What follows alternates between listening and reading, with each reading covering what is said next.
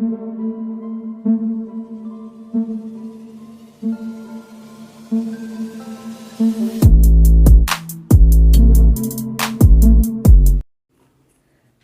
दोस्तों, scary story official में आप सबका स्वागत है। आज की कहानी की तरफ बढ़ने से पहले चैनल को सब्सक्राइब कर लीजिए और अगर कहानी अच्छी लगती है तो प्लीज़ लाइक एंड कमेंट करना मत भूलिएगा। तो दोस्तों, आज की कहानी बहुत ही ज़्यादा डरावनी है, तो ध्यान से सुनिएगा। कहानी है 4 दोस्तों की। अजय, रोहित और आकाश, राहुल। ये चारों बेस्ट फ्रेंड हैं और चारों अलग अलग शहरों में जॉब करते हैं। आज सालों बाद इन चारों ने मिलने का फैसला किया और आगरा शहर में अजय रहता था, तो वहाँ पर ही लोगों ने सोचा कि सभी लोग एक साथ आकर के यहीं पर हम लोग मिलते हैं और अच्छे से एंजॉय करते हैं। तो आकाश को छुट्टी नहीं मिल रही थी, लेकिन बहुत ट्राई किया, उसके बाद छुट्टी मिल गई और चारों दोस्त फाइनली आगरा में मिल चुके थे और बहुत खुश थे। तो आकाश अजय से बोलता है कि अजय, यहाँ पर घूमने की कोई अच्छी जगह हो तो चलो हम लोग वहीं पर चलते हैं और आज रात हम लोग बाहर ही रहेंगे, कैंपिंग करेंगे। अजय कहता है वैसे तो यहाँ कैंपिंग की इतनी कोई जगह नहीं है, शहर से बाहर है, लेकिन शहर के अंदर तो ऐसी कोई जगह नहीं है। तभी रोहित बोलता है कि आगरा फोर्ट जो है उसके पीछे कुछ ऐसी जगह है जहाँ पर हम लोग रुक सकते हैं, तो वहीं पर रात भर हम लोग कैंपिंग करेंगे, बातें करेंगे और खूब पार्टी करेंगे, एंजॉय करेंगे। तो अजय बोलता हाँ, बात तो सही है क्योंकि जगह बहुत अच्छी है। अब ये लोग अपना सामान पैक करते हैं और निकल पड़ते हैं। रात का लगभग 9 बज चुका था और ये आगरा फोर्ट के पीछे पहुंच गए थे। वहाँ पर जंगल जैसा है और माहौल बहुत अच्छा था क्योंकि मौसम भी बहुत अच्छा था। तो वहाँ पर एक जगह देख करके ये लोग अपना कैंप लगाते हैं। कैंप लगा करके बस आग जलाई ही थी, सोचा था कि मैगी बनाएंगे या चाय बनाएंगे, कुछ बनाएंगे, बातें करते जा रहे थे। तभी आकाश बोलता है कि अजय, कोई स्टोरी सुनाओ क्योंकि हम लोग पुरानी यादें ताज़ा करते हैं। पुरानी हम लोगों की कितनी यादें हैं जो कि बहुत अच्छी थी, बहुत बुरी भी थी, तो उनमें से कोई एक अच्छी स्टोरी सुनाओ। तो अजय बोलता है कि स्टोरी, कैसी स्टोरी? तो रोहित कहता है कोई हॉरर स्टोरी सुनाओ। अजय कहता है हॉरर स्टोरी तो रोहित की ही है, तो क्यों ना रोहित की ही स्टोरी में सुनाता हूँ। तो रोहित कहता है मेरी कौन सी स्टोरी? तो अजय बोलता है अरे वही जो रोड पर हुआ था। तो आकाश कहता है हाँ हाँ सुनाओ। अब ये लोग बैठ जाते हैं स्टोरी सुनने के लिए।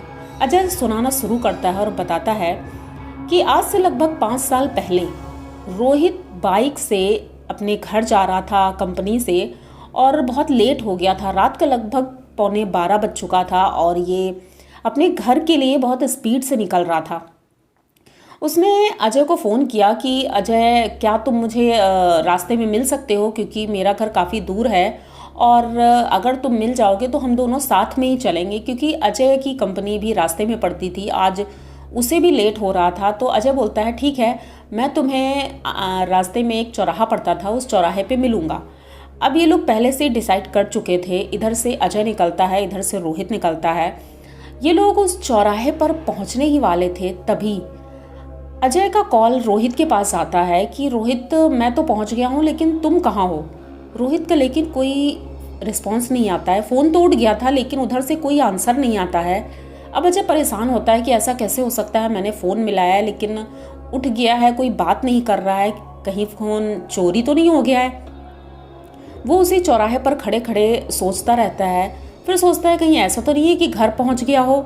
ये अपनी बाइक स्टार्ट कर ही रहा था कि अचानक से बारिश होने लगती है। अब बारिश इतनी तेज हो रही थी, लेकिन ये सोचता है अभी तो मौसम साफ था और अचानक से बारिश कैसे शुरू हो गई। ये धीरे धीरे बाइक चलाते हुए घर की तरफ चल पड़ा था। तभी रास्ते में एक बूढ़ा आदमी मिलता है। वो बीच रोड पर चल रहा था। ये काफ़ी हॉर्न मारता है लेकिन वो बूढ़ा आगे से हट ही नहीं रहा था। अब बारिश थोड़ी हल्की हो गई थी, तो ये कहता है कि अरे दादा, रास्ते में क्यों चल रहे हो भाई? मैं जिधर जा रहा हूँ आप उधर ही जा रहे हो, क्या मरना है क्या? तब वो रुकता है और बोलता है कि अब कितनी बार मरूंगा मैं? ये सुनते ही अजय परेशान हो जाता है और कहता है मतलब ये क्या पागल है क्या? सोचता है कि शायद ये पी रखा होगा इसलिए ऐसे बोल रहा है। तो गाड़ी रोकता है और उसे हाथ पकड़ के किनारे करने के लिए बस पहुंच ही रहा था, तब तक वो अपने आप ही किनारे हो जाता है। तो ये पूछता है कि अरे काका, यहाँ से आपने क्या किसी लड़के को इसी तरह बाइक से जाते हुए देखा है क्या? तो कहता है कि हाँ देखा तो है, लेकिन क्यों, क्या हुआ? तो उसने कहा कि नहीं, मेरा वो दोस्त था और मैं उसका इंतज़ार कर रहा था काफ़ी देर से। अब घर पे फ़ोन मिला रहा हूँ तो फ़ोन भी नहीं लग रहा है, पता नहीं कहाँ है। तो कहता है मुझे पता है तुम्हारा दोस्त कहाँ है। तो अजय कहता है आपको कैसे पता? तो उसने कहा कि चलो मैं बताता हूँ। अब अजय सोचता है कि मैं जाऊँ कि ना जाऊँ इसके साथ, सच भी बोल रहा है या झूठ बोल रहा है, हो सकता है इसने पी रखी हो। लेकिन फिर भी अब दोस्त की बात थी तो ये उसके पीछे पीछे चल देता है। वो एक झोपड़ी में जाता है और कहता है अंदर आ जाओ। तो अजय कहता है अंदर मतलब अंदर है रोहित? तो वो कहता है नहीं, तो अंदर तो आओ। तो ये अंदर जाता है, वहाँ पर एक चारपाई थी, वहाँ पर वो बैठालता है और कहता है तो मेरी बात ध्यान से सुनना। अजय कहता है क्या हुआ? तो कहता है कि बेटा यहाँ पर 4 दिन पहले एक एक्सीडेंट हुआ था, क्या तुम्हें पता है?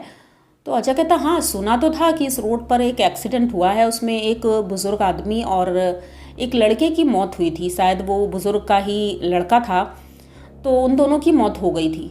तो वो कहता है कि हाँ उन दोनों की मौत हुई थी और वो जो लड़का है उस लड़के की आत्मा बहुत ही ज़्यादा खतरनाक है। उस रोड पर आज के मतलब उस दिन से जो भी गाड़ी निकलती है उसका एक्सीडेंट होना तो तय है और उसकी मौत भी, बहुत कम लोग हैं जो बच पाए हैं। तो अजय कहता है इसका क्या मतलब है? तो ये कहता है कि हो ना हो तुम्हारा दोस्त उसके कब्जे में है, अभी मरा तो नहीं है लेकिन हाँ उसके कब्जे में है। अब अजय ये चीज़ें सुन करके थोड़ा चौंक जाता है कि आखिर इस बूढ़े आदमी को कैसे पता कि मेरा दोस्त उस आत्मा के कब्जे में है। अब ये उससे कहता है क्या आप मुझे मेरे दोस्त से मिला सकते हैं? तो कहता हाँ हाँ मिला सकता हूँ। तो कहता है कि ठीक है, ऐसा है तुम रोड पर जाओ, जिस जगह पर एक्सीडेंट हुआ था वहाँ पर तुम्हें तुम्हारा दोस्त मिल जाएगा। अब अजय उठता है, फिर उसके बाद बोलता है कि दादा क्या आप मेरी हेल्प करोगे अगर वहाँ पे कोई प्रॉब्लम हुई तो? कहता हाँ तुम चलो तो मैं तुम्हारे साथ ही हूँ। अब ये जाता है रोड पर तो देखता है कि तूफान बहुत तेज़ी से था और एक तूफान का बवंडर जैसा था, उस बवंडर के बीच में रोहित फंसा हुआ था। वो लेटा था, चिल्ला रहा था, लेकिन उसकी आवाज़ शायद बाहर नहीं जा रही थी। अजय देख पा रहा था कि वो चिल्ला रहा है और तड़प रहा है, लेकिन उसकी कोई आवाज़ बाहर नहीं आ रही थी। और उसी बवंडर के बीच में एक लगभग 9 फीट लंबा आदमी, जिसकी कि हाथ इतने लंबे लंबे हैं, आंखें इतनी डरावनी दिख रही हैं, वो हंस रहा है खड़े होकर के। अब अजय परेशान होता है कि वो रोहित को कैसे बचाए। तभी ये जो बाबा होते हैं, दादा, ये जाते हैं वहाँ पर और ये अपनी आँखों से एक ऐसी शक्ति से उस बवंडर को रोकते हैं। ये देख करके अजय एकदम चौंक गया था कि ये क्या हो रहा है, लेकिन इन बाबा की वजह से ही वो बवंडर एकदम से शांत हो जाता है और वो प्रेत वहाँ से गायब हो जाता है। और रोहित उसी जगह बेहोश पड़ा था। अजय दौड़ कर जाता है, रोहित को उठाता है।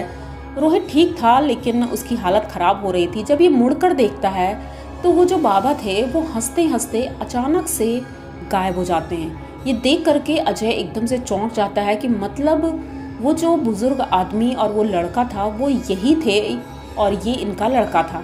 मतलब ये बहुत ज़्यादा कंफ्यूजिंग था, लेकिन फिर भी जो भी है, अजय अब अपने दोस्त को अच्छा देख करके थोड़ा सा ठीक रहता है और उसे ले करके घर पहुंचता है।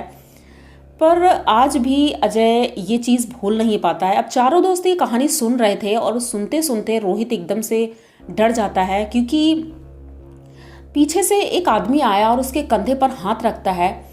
ये देख करके रोहित बहुत तेज़ी से चौंक गया था, क्योंकि वो एकदम उस कहानी में घुस गया था, क्योंकि वो कहानी रोहित की ही थी। जब ये पीछे मुड़कर देखता है तो एक आदमी खड़ा था, बहुत लंबा सा था, सर पे टोपी थी, हाथ में डंडा था। ये देख करके वो एकदम से चिल्लाने लगता है। तो बाकी दोस्त हंसते हैं और बोलते हैं कि अरे भाई चिल्लाओ मत, ये यहाँ का सिक्योरिटी गार्ड है और वो बोलने आया था कि भाई आप लोग इतनी रात में यहाँ कैंपिंग कर रहे हैं, या ये जगह सेफ़ नहीं है, आप लोग यहाँ से चले जाओ। तो अब ये चारों सोचते हैं कि चलो ठीक है हम लोग यहाँ से चलते हैं। रोहित तो डर गया था, लेकिन फिर भी हंसते हुए चारों अपने घर की तरफ चल देते हैं। तो आप लोगों को इन चारों की ये कहानी कैसी लगी? अगर अच्छी लगी हो तो प्लीज़ चैनल को सब्सक्राइब करिए, लाइक कमेंट करिए, शेयर करिए और बने रहिए हमारे साथ। मिलते हैं फिर किसी नई कहानी में, तब तक के लिए डरते रहिए।